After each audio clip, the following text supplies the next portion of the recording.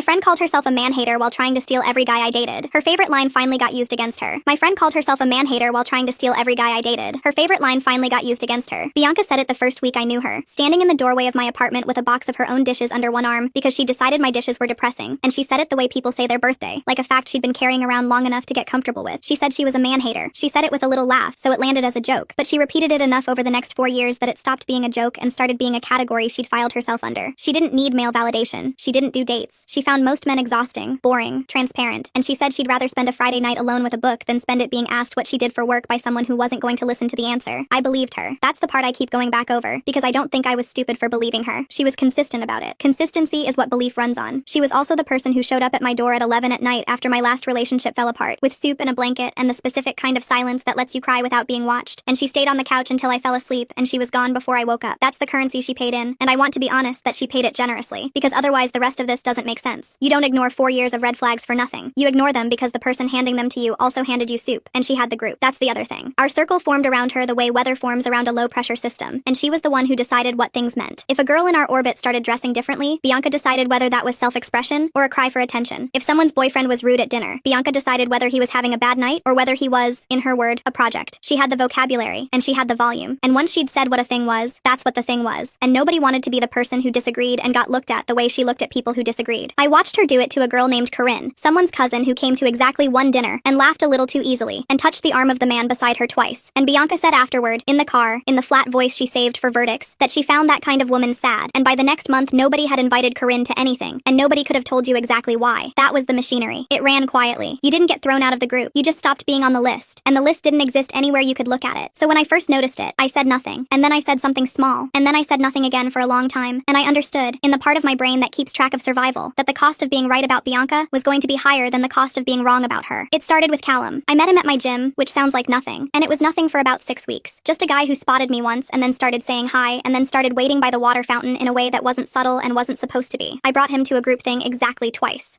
Bianca met him on a Thursday, and by Sunday she was in his comment section, and I want to be precise about this because the details are what got dismissed later. It wasn't a like. It was a comment on a photo of him at a trailhead, and the comment referenced a conversation they hadn't had, some joke about him being the kind of person who wakes up at 5 in the morning on purpose, and he replied, and she replied to his reply, and the two of them had a whole exchange sitting under a photo I hadn't even seen yet. I brought it up lightly. That's the word I used with myself at the time, lightly, like I was setting a glass down on a table I'd been told not to scratch. And she said, I'm just being friendly. Don't make it weird. You know I don't even like men like that. That was the first version of it. Don't make it weird. As if the weirdness had entered the room with me. 3 weeks later, Callum told me, casually, mid-conversation, in the way people mention things they don't know are grenades, that Bianca had messaged him asking if he wanted to get coffee. He said she'd framed it as a group thing. He said he'd asked who else was coming, and she'd said she'd figure that out later. I asked him to show me, and he did. And there it was. No group, no names, just a time and a place and a little sentence at the end that said she thought he was easy to talk to. When I brought it to her, she was already ready, which I should have noticed more than I did. She said, it wasn't a date. I don't do dates. You know that about me. And then, before I could answer, she added, I just think it's important to have male friends too. That's not the same as chasing them. And when I said it felt strange, that word again, strange, soft, apologetic, that she'd reach out privately to someone I was actively seeing, she leaned back and said the thing that shut me up for the next 2 years. She said, you're acting like I did something wrong just because I talked to a guy. This is exactly the kind of thing that makes women turn on each other instead of supporting one another. And I sat there in her living room and felt the floor tilt, because she had taken the thing I was upset about and made it evidence of a flaw in me. That's a skill. I didn't understand at 26 that it was a skill. I thought it was an argument I was losing. Callum and I ended a few months later for reasons that had nothing to do with her, and I remember thinking, with actual relief, that the whole thing had been a fluke. Then came Preston. Preston lasted about 5 months, and he was, in retrospect, the control group. Bianca met him at a birthday dinner in October, and within 2 weeks she was liking photos of his from 3 years earlier, which is not an accident. That is archaeology. And she was replying to his stories with inside jokes that did not exist between them, jokes that referenced things she had learned about him from me. When I asked her, and this time I didn't ask lightly, she said, I can't help it if guys respond well to me. That's not my fault. That's just how people are. I said it was a pattern, not a coincidence. She said, you're really going to make this about jealousy? I thought you were better than that. And I went home and lay in bed with my phone face down on my chest, running the conversation back, trying to locate the moment where I'd become the accused. Preston told me later, when we were already halfway out the door on each other, that Bianca had messaged him privately and asked whether he thought she was more chill than most girls. More chill than most girls. From the woman who had, 9 days earlier, spent 40 minutes at brunch explaining to a table of 6 that she refused to compete for male approval because the competition itself was the trap. I brought her the phrase. I didn't yell. I said the sentence back to her, and I asked her calmly how it fit with everything she said she stood for. And she said, you're twisting one sentence into some whole personality thing. I say a lot of things. It doesn't mean anything. And when I said it meant something because it kept happening with every single person I dated, she said the one that took the longest to get out from under. She said, maybe you should look at why you keep picking guys who are drawn to other girls instead of blaming me for existing near them. I stopped bringing it to her after that. Not because I stopped seeing it, but because I had run out of ways to say it that didn't come back to me as a diagnosis. And then, because I am apparently a person who has to be shown a thing several times, there was Tobias. And Tobias was the one I didn't even fight about. 6 weeks, that's all it lasted. A man who taught music to 11-year-olds and had a laugh you could hear from the street, and I introduced him to the group once, exactly once, on a Sunday, and by Wednesday, Bianca had him added on everything, and had sent him a long message about how she'd always found people who work with kids to be the most emotionally intelligent men, which is not a compliment, that is a lure, and I knew it, and I said nothing. I said nothing because I already knew the script. I knew where the conversation ended. It ended with me being told I was insecure, and I did not have it in me that month, so I just watched it happen, like whether I'd stopped bothering to check. He ended it in November for his own reasons, and I never told him anything, and I have thought about that a lot since, about how the real damage wasn't what she did, it was that she had trained me not to speak. That's the part that costs, not the guys, the silence you learn. Somewhere in that stretch she started building the thing. She called it a project, then a community, then a brand, and it was a monthly meetup in a rented room above a bar with folding chairs and a sign-up sheet, and the whole premise was that women were being drained by the constant low-level performance of seeking male approval, and that the meetup was a room where you didn't have to do that. 8 women showed up to the first one, 30 to the fourth. She started a newsletter to go with it. She wrote well, that's the thing. She was actually good at it, and the newsletter said things like, the most radical thing you can do is stop auditioning, and women read it on their commutes and cried and forwarded it to their sisters. I went to the meetups. I sat in the folding chairs. I clapped, and I sat there with the specific nausea of a person who has seen the receipts and is applauding the sermon anyway, because the room was full and the room believed her, and I could not think of a single way to say what I knew that wouldn't get me labeled in front of 30 women as the jealous one. That's what she'd built. Not just a brand, a jury. Then there was the trip. Halcyon organized it, a house 2 hours out for a long weekend, 8 of us, and Halcyon was newer to the group, which turned out to matter more than anything else about her. She hadn't been inside the weather system long enough to know which direction the wind was supposed to blow. On the first night, Bianca held court, and she was in top form, telling the room how tired she was of women performing for men, how she found the whole apparatus exhausting, how she'd rather be alone than be an audience. Halcyon told me later she'd found it moving. Then, on the second night, a guy named Marchetti came to dinner. He was a friend of the house, someone none of us had met, and he sat down at the far end of the table with a bottle of wine and a joke about the traffic, and I watched Bianca change. It wasn't subtle if you knew, and it was invisible if you didn't. The laugh went up half an octave, the lean came in, the questions started, real questions, the good kind, the kind that make a person feel like the most interesting man who has ever sat at a table, and she asked them the way a professional asks them. Halcyon watched. She didn't say anything at dinner, but that night, after Bianca went to bed, she found me on the porch and said, does she always do that? Say one thing and then act completely different the second a guy walks in? And something in me cracked, because it was the first time in 2 years that a sentence like that had come from outside my own head. I said yes, constantly. And Halcyon said, that's wild, because she spent an hour last night telling me how tired she was of women performing for men. In the morning, Marchetti came down for breakfast and said, to the whole room, without any prompting, the way people say things when they have no idea they're holding a grenade, that Bianca had messaged him at 1 in the morning asking if he wanted to grab breakfast alone before everyone else woke up, and the room got quiet, and Halcyon put down her mug and said, wait, didn't you say last night that you don't do that kind of thing? And Bianca laughed and said, it's not that deep. I was just being nice. And I want to be clear that I had heard that sentence maybe 40 times by then. It's not that deep. I was just being nice. It was her key. It fit every lock. But Halcyon had only heard it once, and she was the only person at that table who hadn't yet been trained to accept it. And she said, you've said some version of that about 4 different guys just in the time I've known you. At what point does it stop being a coincidence? And Bianca's face did something I had never seen it do. It stopped. And she said, why does everyone suddenly care so much about who I talk to? And Halcyon said, because you spend more time telling people you don't care about male attention than you spend actually not seeking it out. Bianca excused herself. She left the house before lunch. And for about 6 weeks after that, she was different with me. She was careful. She sent me a long message about how she'd been thinking, and how she could see how her behavior might have come across, and how she'd never wanted me to feel unsupported. And I read it 4 times looking for the word sorry, and it wasn't in there, but it was close enough to sorry that I let it be sorry, because I was tired. Then I met Dorian. Dorian was the first one that was serious. He was a quiet man who cooked badly and admitted it, who called when he said he would, who once drove 90 minutes to bring me a phone charger and then drove 90 minutes home. And when I told the group about him, I watched Bianca's expression across the table, and I saw the thing arrive behind her eyes. And this time she didn't start with comments. She started with concern. She told me, over coffee, that she'd heard from someone that Dorian had a reputation. She wouldn't say who. Then she told him, at a party, in a corner, that I wasn't really over my ex, and that she was telling him this because she cared about him. He came home and told me that night, sitting on the edge of my bed with his shoes still on. Then came the messages. 1 in the morning, 2 in the morning. Little things, always deniable. A song she thought he'd like. A question about a book. A photo of her rooftop with the caption that she couldn't sleep either. And what I understood, finally, sitting on my floor at 2 in the morning reading the same 4 messages over and over, was that none of this had ever been about the men. Callum, Preston, Tobias, the man at dinner she'd never met before, Dorian, they were interchangeable. They were not the point. The point was that the moment something belonged to me, it became a thing that had to be tested, and the test was always the same, and she was not trying to take them so much as she was trying to prove she could. And Dorian, who is not a complicated person, who has never once in his life said a sentence with a second floor in it, took a screenshot of every single one, and sent them to me in a single block at 7 in the morning and said, I don't want to be a thing that happens between you two, so here's everything. Do whatever you want with it. And then he made me toast, and didn't ask a single question about her, which I think is the kindest thing anyone has done for me. I have never been handed something like that before. I built a folder. I didn't know what for. I just knew that I was done being the only person holding a story with no evidence, so I put Callum's coffee message in it, and Preston's more chill than most girls, and Marchetti's 1 in the morning breakfast, screenshot by screenshot with the dates, and I put put in Bianca's newsletter from the same week she messaged Marchetti, the one where she wrote that she'd stopped auditioning, and I closed the folder and I didn't open it and I told nobody. Because what was I going to do? Stand up at her meetup? Post it? That's what she would have wanted, honestly. That would have made her the victim of exactly the kind of woman she wrote about. So I sat on it. And then Bianca met Sullivan. She met him in the spring and she did not tell the group for 3 months. And when she finally did, she was different about him, protective in a way that had a hard edge on it, and she stopped saying the man-hater line. And I noticed she quietly retitled the meetup and softened the newsletter, and started writing about how the real work was community, not opposition. And I said nothing, and I watched her fall in love, and I felt something I did not expect, which was a kind of exhausted hope, because I thought maybe this was the end of it. Then Odalis joined the group. Odalis was 23 and bright and funny, and she had, without knowing it, learned the exact playbook from watching Bianca run it for a year, and she started commenting on Sullivan's photos, then liking old ones, then replying to his stories with jokes that didn't exist between them. And then Bianca came to dinner with a phone in her hand, and a face I had never seen on her, and she put the phone on the table and said, "I need you all to look at this." And she started reading them out loud. A coffee invitation, a message asking whether he thought she was easier to be around than most people, a 1 in the morning song recommendation. And the table sat very still, and Bianca said, "This is not a coincidence. This is a pattern. She is doing this on purpose, and I need someone to tell me I'm not crazy." And Halcyon, who had been quietly eating bread this entire time, set down her knife and said, in a completely flat voice, "It's not that deep. She was just being nice." And nobody laughed. And Bianca said, "That's not the same thing." And Halcyon said, "It's the exact same thing. It's the same sentence. You said it to me at a breakfast table 2 years ago with a man sitting right there who you'd messaged at 1 in the morning." And Bianca turned to me, because that's the reflex. She turned to me to be rescued, and I took out my phone, and I did not raise my voice. I put the folder on the table, and I turned the screen so she could see it, and I went in order. Callum, the coffee invitation with no group in it, the date on it. Preston, more chill than most girls, the date on it, and next to it the brunch where she told 6 people she refused to compete for male approval, 9 days earlier. Marchetti, 1 in the morning, and next to it her own newsletter, published that same week, the one about how she'd stopped auditioning, and I read her own sentence back to her off her own website. And then Dorian, all of it. The concern, the reputation she'd heard about from someone she wouldn't name, the corner at the party where she told my boyfriend I wasn't over my ex because she cared about him, and every message after, time-stamped, in her own words. And when I was finished, I didn't say anything else. I just left the phone lying there in the middle of the table with the screen still lit, because I had spent 4 years talking and it had never once worked. And it turned out the thing that worked was dates. And Rosalind, who had been in the group for 6 years and had never once contradicted Bianca about anything, who had sat through every meetup in the folding chairs and clapped the way I clapped, said quietly, "She did it to me too, in the first year." And everyone turned to her, and she kept her eyes on her plate and said, "I didn't say anything because she told me I was being insecure, and I believed her, and I have thought about that every year since." And Ren said, "Me too," with the guy from the gallery. Same words, almost exactly the same words. And Bianca said, "That was 5 years ago," which is not a denial. And everyone at the table heard that it was not a denial. And the not denial sat there in the middle of the room like a chair nobody had pulled out. And Halcyon said nothing at all, because she didn't have to. That was the whole thing. Not a lawsuit, not a post, not a scene. Just 4 people at a table with dates. And Bianca looked at the phone, and then she looked around the table, and she reached for the only key she had ever needed, and she said, "This is exactly the kind of thing that makes women turn on each other instead of supporting one another." And Rosalind said, "You said that to her when she was 26. And Bianca said, "I don't need this. I don't need male validation, and I don't need this either." And Sullivan, who had not spoken all evening, who had been sitting beside her with his hands in his lap the entire time, said, "Bianca, you messaged him at 1 in the morning." And she said, "It's not that deep." And she heard it. I watched her hear it. I watched the sentence leave her mouth and arrive back at her from a direction she had never once had to defend. And something in her face went slack, the way a room goes slack when the music cuts out, and she didn't finish the thought. She sat there with her hands flat on the table on either side of her phone, and the phone lit up with something, and she didn't look at it. Nobody moved. The waiter came and asked if we wanted the dessert menu, and Halcyon said no thank you, and he took the bread plate away, and the sound of the plate was the loudest thing in the room. Bianca stood up. She picked up her coat, and she didn't pick up her phone, and she walked to the door and stopped and turned around like she was going to say one more thing, and she didn't. And the door closed behind her, and the little bell over it rang twice and then stopped. Sullivan sat there for a long moment. Then he got up and followed her out. The phone stayed where she left it, face up, on the white tablecloth, screen dark, next to a folded napkin nobody had used.